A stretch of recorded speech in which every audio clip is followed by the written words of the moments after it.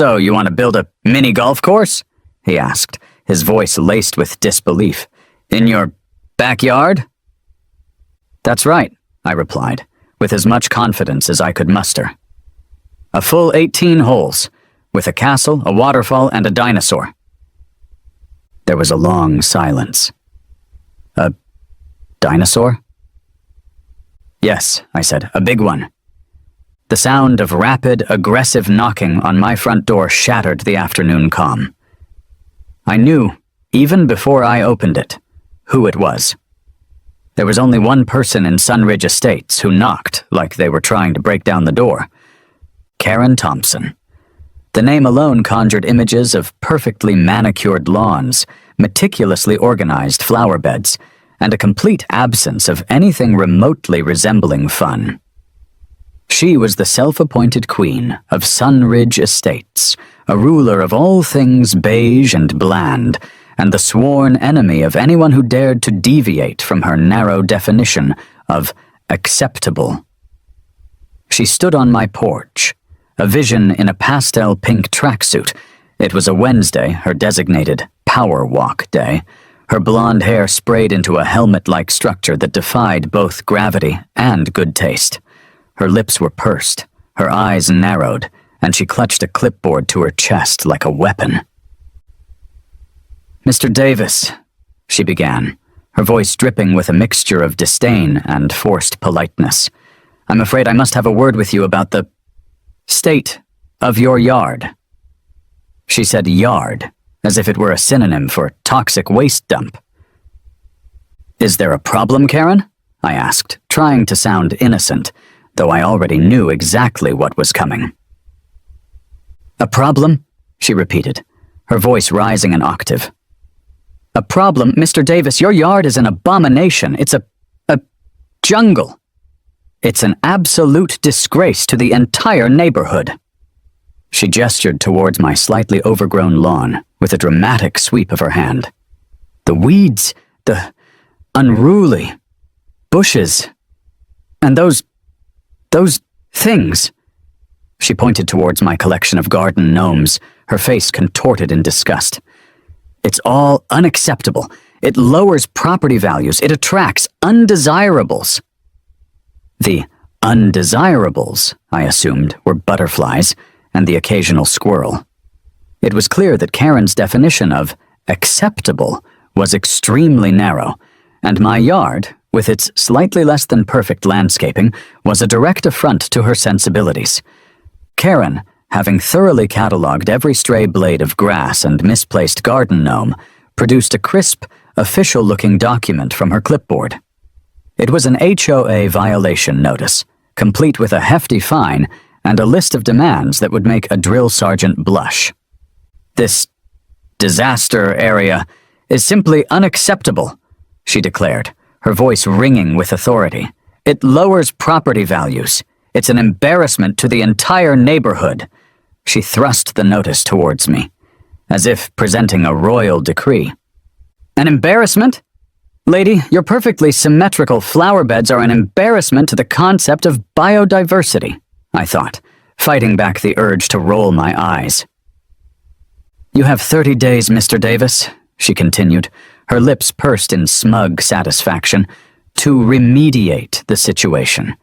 That means removing the offensive vegetation, trimming the bushes, and generally bringing your yard into compliance with HOA standards. She paused for dramatic effect. Failure to comply will result in escalating fines and, if necessary, legal action. My initial reaction was a mixture of annoyance and frustration. I considered, for a fleeting moment, simply complying. Trimming the grass, pulling the weeds, maybe even getting rid of the gnomes, though I'd grown rather fond of them. It would be the easier path, the path of least resistance. But as I looked at Karen's smug, self-satisfied expression, a spark of rebellion ignited within me. This wasn't just about a messy yard. It was about control. It was about Karen's relentless need to impose her will on everyone around her. And I was suddenly, fiercely, unwilling to give her the satisfaction. I retreated inside, the HOA violation notice clutched in my hand. I stared at the document, the words unsightly, unacceptable, and non-compliant swimming before my eyes. I could fight this the traditional way, argue about definitions of weeds and acceptable landscaping. But the thought of engaging in a protracted battle with Karen over the height of my grass filled me with a deep, existential weariness. Then it hit me. A moment of pure, unadulterated clarity. A solution so audacious, so ridiculous, so perfectly Karen-proof that it brought a slow smile to my face. I reread the HOA bylaws, focusing on the sections about landscaping and recreational use. There were plenty of restrictions, of course, but there were also loopholes. If Karen wanted proper and entertaining, then I'd give her proper and entertaining. I'd give her something so spectacularly, ridiculously over the top that she'd choke on her perfectly brewed cup of chamomile tea, I thought, the idea taking shape in my mind. A mini golf course, a full-sized, professionally designed, HOA-defying mini golf course. It was landscaping, wasn't it? It was recreational, certainly. And it was, without a doubt, the most gloriously inappropriate response to Karen's petty complaints that I could possibly imagine. Karen Thompson, you want a war on weeds? You've got one. Prepare to be putted into oblivion, I declared internally. The image of Karen's horrified face fueling my newfound determination. The battle lines were drawn, and I was ready to play. My descent into the world of mini golf course design was swift and all-consuming. What started as a vague notion of petty revenge quickly blossomed into a full-blown obsession.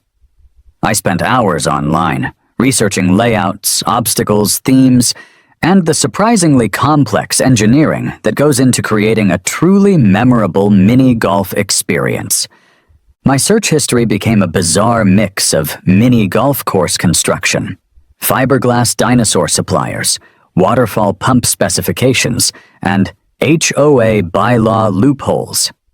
I discovered online forums dedicated to mini golf enthusiasts where people debated the merits of different putting surfaces and the optimal angle for a windmill blade. I learned about bank shots, loop-de-loops, and the crucial importance of hole-in-one potential. It was a whole new world, a rabbit hole of artificial turf, whimsical obstacles, and surprisingly cutthroat competition. I started sketching out my plans on napkins, on the backs of envelopes, on any available surface. My initial, simple design quickly evolved into something far more elaborate, a sprawling 18-hole extravaganza that would incorporate every ridiculous mini-golf cliché I could find. A mischievous grin spread across my face as I refined my plans. This wasn't just about building a mini-golf course. It was about creating a monument to anti-HOA defiance, a testament to the power of creative pettiness. It was about turning my backyard into a landscape so absurd, so over the top, that it would break Karen Thompson's spirit. And I was going to enjoy every minute of it. Building a full-sized mini-golf course, I quickly realized, was not a one-man job. I needed professionals. I needed people who understood the nuances of artificial turf, the physics of ballistics, and the art of creating a truly challenging and ridiculous mini-golf experience. I started by contacting a local landscaping company. The conversation with the owner, a man named Bob, was interesting. "So, you want to build a mini golf course?" he asked, his voice laced with disbelief. "In your backyard?" "That's right," I replied, with as much confidence as I could muster. "A full 18 holes, with a castle, a waterfall, and a dinosaur." There was a long silence. Dinosaur?" "Yes," I said, "a big one." Bob, to his credit, eventually came around. He admitted that it was the most unusual request he'd ever received, but he also seemed intrigued by the challenge. He assembled a team of landscapers, turf specialists, and even a local artist, a woman named Brenda who specialized in large-scale murals and whimsical sculptures. Brenda's initial reaction was similar to Bob's: amusement, disbelief, and then a slow, dawning realization that this was actually happening. "You're serious?" she asked, staring at my increasingly elaborate sketches. "You really want a giant fiberglass Tyrannosaurus Rex next to the seventh hole?" "Absolutely," I said, "and it has to roar." She grinned. "I like the way you think." The professionals, once they got over their initial shock, threw themselves into the project with an enthusiasm that bordered on manic. They seemed to relish the opportunity to work on something so unconventional, so far removed from their usual routine of suburban lawn maintenance and flowerbed design. It was like unleashing a group of caged creatives, finally giving them permission to let their imaginations run wild. The construction process was, to put it mildly, chaotic. My quiet suburban backyard was transformed into a miniature construction site, a whirlwind of activity, noise, and controlled demolition. Giant trucks arrived, delivering tons of gravel, sand, and artificial turf. Excavators dug trenches for the water features, their engines roaring like prehistoric beasts. The air was filled with the sounds of hammering, sawing, and the constant chatter of the construction crew. It was a beautiful mess. The sheer scale of the project was astounding. My once ordinary backyard was being reshaped, reimagined, transformed into something utterly unrecognizable. The neighbors, understandably, were fascinated. They'd gather at the edge of my property, watching the spectacle unfold, their expressions a mixture of curiosity, amusement, and, in some cases, mild alarm. Mrs. Higgins, armed with her binoculars, maintained a constant, disapproving vigil. Karen Thompson, of course, was apoplectic. She'd storm over, her face a mask of fury, and demand to know what was going on. I'd simply smile and point to the building permits, which I'd prominently displayed on a makeshift notice board. "Just some landscaping, Karen," I'd say, my voice dripping with innocent politeness, making the yard more recreational. Her eye twitches were becoming legendary. The construction crew, meanwhile, was having the time of their lives. They'd never built anything like this before, and they embraced the challenge with gusto. They'd come up with their own ridiculous ideas, adding extra flourishes to the design, pushing the boundaries of mini-golf absurdity. It was a collaborative effort, a symphony of controlled chaos, all orchestrated to the tune of Karen Thompson's mounting rage. And then finally, it was done. My masterpiece.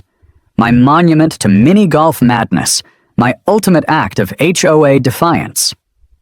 Karen's Adventure Mini-Golf was officially open for, well, not business, exactly, but for the sheer, unadulterated joy of it. The 18-hole course wound its way through my entire backyard, a riot of color, whimsy, and deliberately over-the-top obstacles. There was the majestic castle hole, complete with a drawbridge and a fire-breathing dragon. Well, a smoke machine anyway.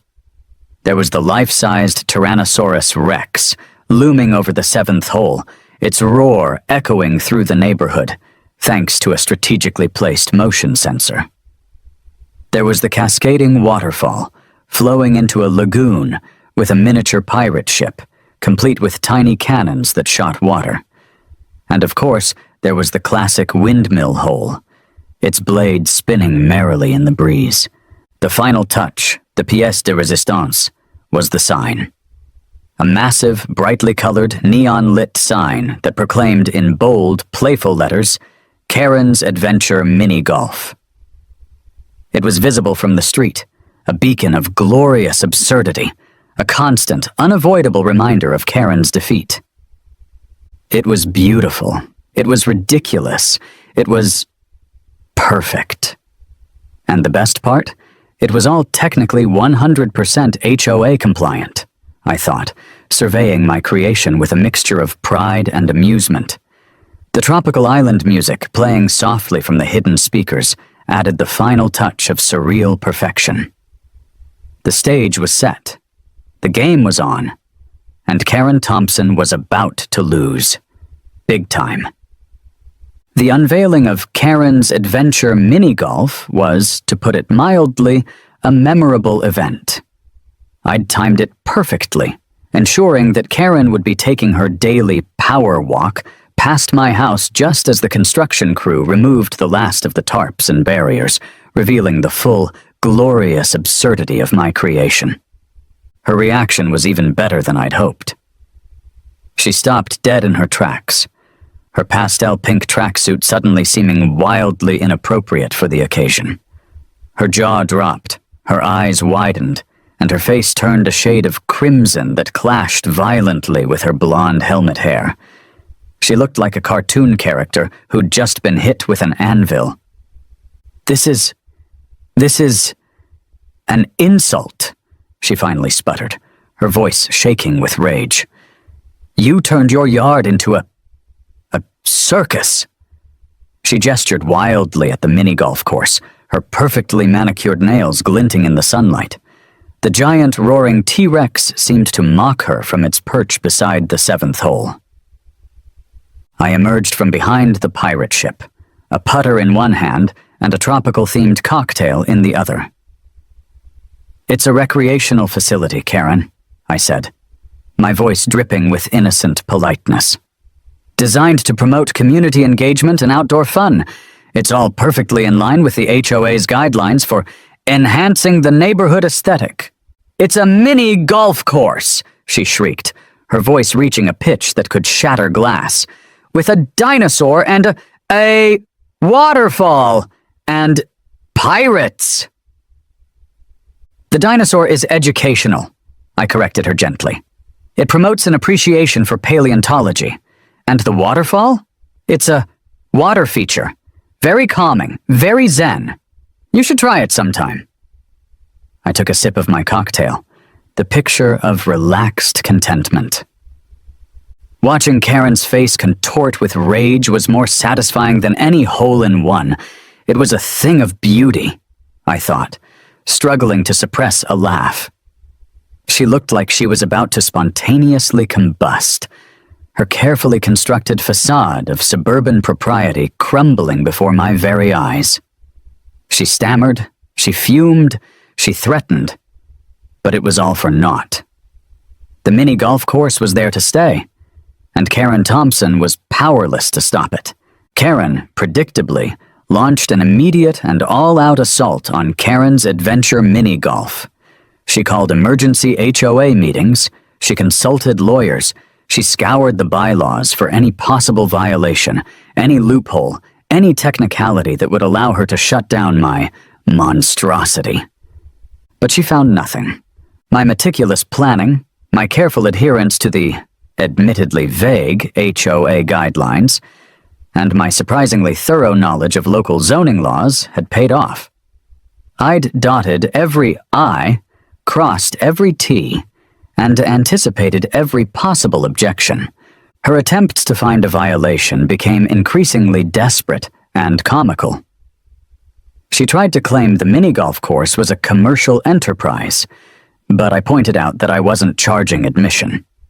She argued that the dinosaur statue was excessively large, but I produced documentation proving it was within the allowable height restrictions for decorative garden structures. She even tried to claim that the tropical island music was a noise violation, but I had a decibel meter reading that showed it was quieter than the average lawnmower.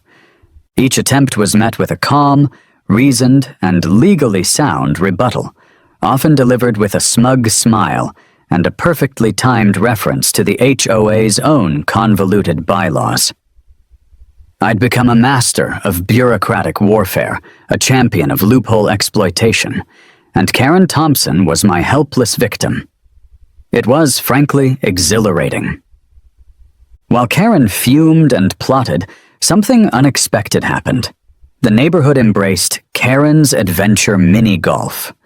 At first, it was just a few curious kids, drawn by the colorful obstacles and the promise of fun. Then, families started showing up, putters in hand, ready to test their skills on my ridiculously over-the-top creation. Soon, my backyard was a hub of activity, a vibrant, joyful space filled with laughter, friendly competition, and the satisfying thwack of golf balls hitting artificial turf. Even the grumpiest neighbors, the ones who'd initially sided with Karen, couldn't resist the allure of the mini golf course. They'd show up, hesitant at first, but soon they'd be grinning and cheering, caught up in the sheer, unadulterated fun of it all. Karen's Adventure Mini Golf became a local attraction, drawing people from outside the neighborhood. Weekends were especially busy, with lines forming at the entrance. I'd even installed a wait time sign just to add to the authenticity. It was a community gathering place, a source of pride, and a constant, unavoidable reminder of Karen's defeat. And then, of course, it went viral. Someone posted a video of the dinosaur hole on TikTok, and it exploded. Millions of views, thousands of comments, and a sudden influx of attention from all corners of the internet. Local news outlets picked up the story, dubbing it the mini golf course that beat the HOA, and interviewing delighted neighbors and a very disgruntled Karen Thompson.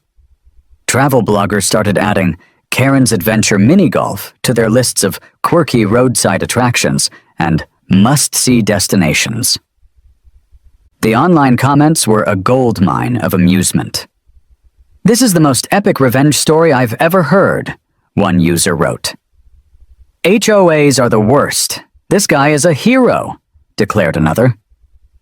"I need to play this mini golf course," a third commented. "I became a minor local celebrity, known as the Mini Golf Guy or the HOA Slayer. I received interview requests, offers to franchise my concept, and even a few marriage proposals, which I politely declined." The contrast between the online praise and Karen's continued, increasingly desperate outrage was both hilarious and deeply satisfying.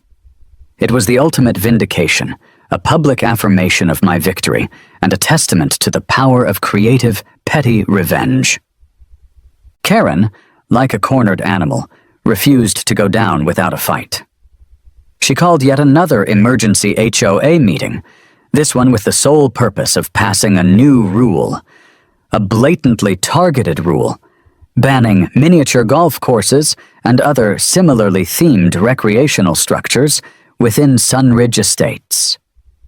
She envisioned a swift, decisive victory, a restoration of her authority, a final crushing blow against my circus. But she was, once again, living in a fantasy world. The neighborhood had changed. The tide had turned. Her power, once absolute, was now crumbling like a poorly maintained sand trap. The meeting was a farce. Her proposed rule change was met with open hostility, laughter, and a chorus of boos.